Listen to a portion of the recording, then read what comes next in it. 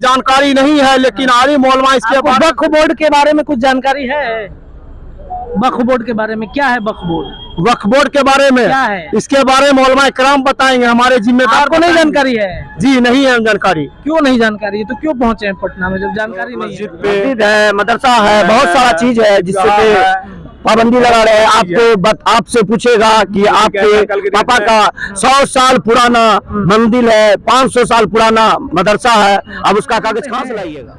उतना नहीं जानकारी लेने के लिए आए हैं। गमगीन और हम लोगों को बर्बाद करने की साजिश है। बर्बाद हो जाइएगा तो क्यों मतलब बर्बाद? हम लोग को नमाज पढ़ने की इजाजत नहीं दिया जाए। अभी भी मिलजुल के रहते हैं, लेकिन वक्त लागू होने के बाद हम सब मिलजुल के नहीं रह पाएंगे।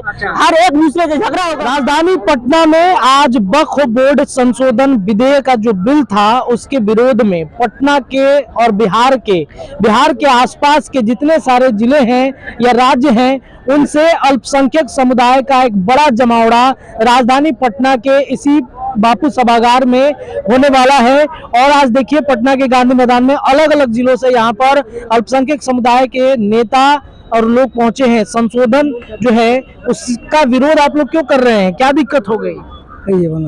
आप बताइए क्या दिक्कत हो गई? माइक नहीं पकड़ना है, ऐसे ही बोलिए बताइए। हम लोग जो मधेपुरा जिला से आए हुए हैं और पूरे बिहार से आए हुए हैं, इसलिए कि ये जो वक्फ तरमीमी बिल जो सरकार पास करना चाहता है हम उसके विरोध में कि ये जो है ना आइन के खिलाफ है। हमारे जो है ना हमारे धर्म के हिसाब से जो हम लोग जो जमीन वक्फ किए हैं अल्लाह को, मस्जिद में, मदरसा में, ईदगाह में, जिसके लिए कानून बनाना जा रहा है ना, उसके हम खिलाफ में है, विरोध में है।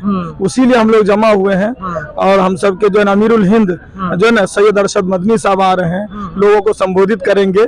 हम इसलिए जमा हुए हैं कि वो जो बताएंगे हम उसके लिए सरकार से जो है विरोध कर रहे हैं कि ये कानून पास ना हो। क्या दिक्कत? इस कानून में कहा जा रहा है कि ये जो जबरन जमीन ले लिया गया है उस जमीन को छुड़वा करके वापस जमीन दिया जाएगा, उस पे और भी काम हो सकते हैं, तो दिक्कत क्या होगी? नहीं, जबरन लिया नहीं गया। गरीबों को जमीन जो है नहीं, जबरन नहीं लिया गया, कोई भी जबरन नहीं लिया गया है। जहाँ भी मस्जिद, मदरसा, ईदगाह, खानका बना हुआ है जो हमारे बाप दादा ने, पूर्वजों ने वक्फ किया है, अल्लाह के नाम पे दिया है, उस पे बना है और कोई जबरन कोई जमीन नहीं लिया हुआ है। सरकार का कोई भी जमीन नहीं है, वो हमारे बाप दादाओं ने दिया है, कोई मस्जिद के नाम से, कोई मदरसा के नाम से। तो सरकार जो है ना इस कानून को रद्द करे। हम सब से जो नीतीश कुमार से भी अनुरोध करते हैं, बिहार के सरकार से। सरकार क्यों कानून के खिलाफ मिला रही है आप लोगों के? तो वो जो हमारे बड़ों से हमारे बड़े बात कर रहे हैं, जो हमारे बड़े वकला हैं और बड़े बड़े हमारे दानिश्वर हैं, उन लोग से बात कर रहे हैं, समझा रहे हैं कि वक्फ जो तरमीमी बिल ला रहे हैं इसमें आप क्या सरकार को क्या परेशानी है? जो चल रहा, हम लोग अपने धर्म पे, अपने मजहब पे चल रहे हैं, मस्जिद, मदरसा, ईदगाह, खानका चल रहा है ना, इतना सालों से हम लोग रह रहे हैं, है ना। और हिंदुस्तान में जो जमहूरी मुल्क है, सबको अपने धर्म पे, अपने मजहब पे चलने की खुली आजादी है। सब चल रहे हैं, हम भी चल रहे हैं और इतना दिन से चल रहे हैं। आज क्या जरूरत पड़ गई सरकार को जो ये बिल ला रहे हैं, है ना? और सरकार बता नहीं रहे हैं कि इस बिल का क्या परिणाम, खाली बोल रहे हैं कि तो तरमीमी बिल ला रहे हैं। हमारे बड़े बता रहे हैं कि हमको मस्जिद में, मदरसा में कहीं जाना होगा, परमिशन लेना। अभी परमिशन, हम खुली आजादी के साथ इबादत कर रहे हैं, परमिशन लेना पड़ेगा। बिल में तो जब सरकार ये बताया ही नहीं कि इस कानून का मतलब क्या, तो ये क्यों बताया जा रहा है कि परमिशन लेना पड़ेगा सरकार मस्जिद में जाने के लिए? तो जब सरकार लगता है कि अफवाह है, तो इसको मतलब जो रद्द कर दिया जाए ना। हमारे जो मांग है कि इस कानून को पास ना हो, ये हमारे जो है ना, हमारे शरीयत के, हमारे दीन के, हमारे जो है इसके खिलाफ में है। चलिए, क्या नाम है? कहाँ से आए हैं? कहाँ से आए हैं? बांका जिला से। बांका जिला से आप आए हैं? किसके विरोध में आप पहुँचे हुए हैं पटना में? हमको इतना पता नहीं है, विरोध कुछ नहीं। सब लोग नहीं पता है आपको पता है किस लिए पहुँचे हैं? जी, हम औराई से आए हैं, मधेपुरा जिला से। ये संविधान बचाओ, संविधान के ऊपर जो है इन्होंने, सरकार जो है संविधान को तोड़ने के कोशिश में लगा है। जो भीमराव अम्बेडकर जो कानून बनाया था उस कानून को यहाँ के सरकार तोड़ने में लगे हैं। इसलिए हम मुसलमान एकता होने का सबूत दे रहा है कि संविधान को बचाया जाए। क्या संविधान, क्या संविधान में मुसलमान के ऊपर कोई ऐसी चीज बनाई जा रही है जो जैसे बताइए,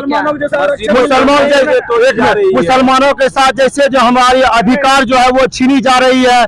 मस्जिद का जो अधिकार है है, मदरसे का जो अधिकार है, मुस्लिम पर्सनल लॉ बोर्ड, ऐसे बहुत सारे अधिकार है, उस पर जो है इन्होंने पाबंदी किया जा रहा है।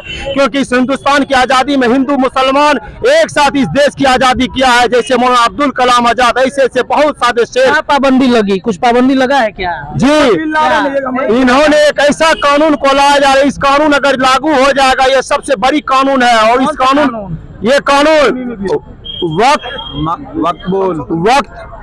वक्त के अंदर जो है इन्होंने ऐसे नहीं है, लेकिन आलिम उलमा इसके वक्फ बोर्ड के बारे में कुछ जानकारी है?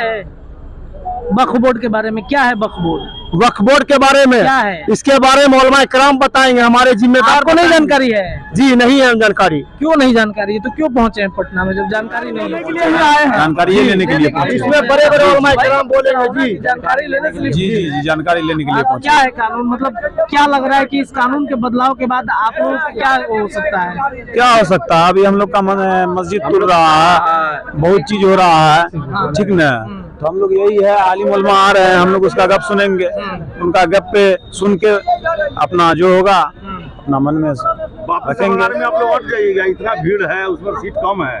बापू साहब कोई बात नहीं, कोई बात नहीं, आ जाएंगे धीरे धीरे एकदम ताकत नहीं दिखा रहे हैं, एकता दिखाना चाहते हैं, हम सब मिलके रहना चाहते हैं। अच्छा। जैसे आजाद हुआ ना देश, आजाद की तरह मिलके रहना चाहते हैं। कहाँ से आए हैं आप? सहरसा बस्ती से आए हैं। सहरसा से आप आए हैं जी। तो क्या लग रहा है कि ये जो कानून वक्फ बोर्ड का नरेंद्र मोदी सरकार बनाने जा रही है, इससे आप लोगों को दिक्कत होगा? बहुत दिक्कत होगा, जैसे क्या? मस्जिद है, मदरसा है, बहुत सारा चीज है जिससे पाबंदी लगा रहे हैं। आपसे पूछेगा कि आपके पापा का 100 साल पुराना मंदिर है, 500 साल पुराना मदरसा है, अब उसका कागज जमा कर पाइएगा?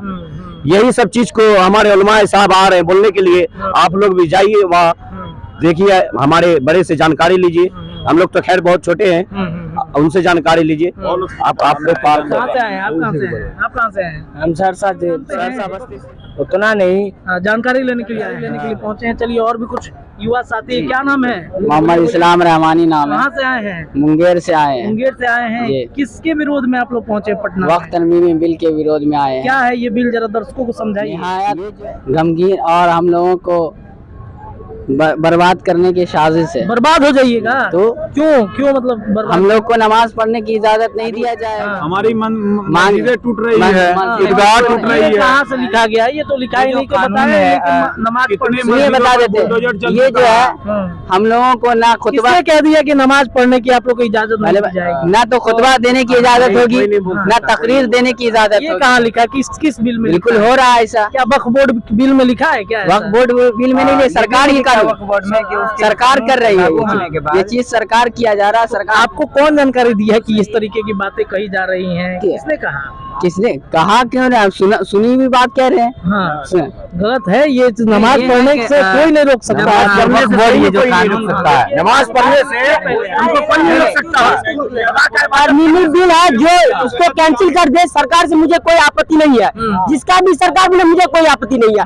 मुझे बस तरमीमी बिल जो पास की लागू किया है बिल को कैंसिल कर दे, जो आप सब वीडियो दिखा रहे हैं। अच्छा, एक मिनट, ये जो बिल है, इस बिल को आप लोग कैंसिल करने की बात कर रहे हैं। जानकारी है इस बिल में कि क्यों मतलब क्या आप लोग के खिलाफत? मेरे बाप दादा जो पहले के जमाने के थे, 100 साल पहले, जो पहले जमीन ज्यादा हुआ करते थे मेरे समाज में, मेरे मुस्लिम धर्म में, तो वो सब क्या करते थे, कोई मदरसा के नाम से वक्फ कर देते थे, कोई मस्जिद के नाम से, कोई कब्रिस्तान के नाम से।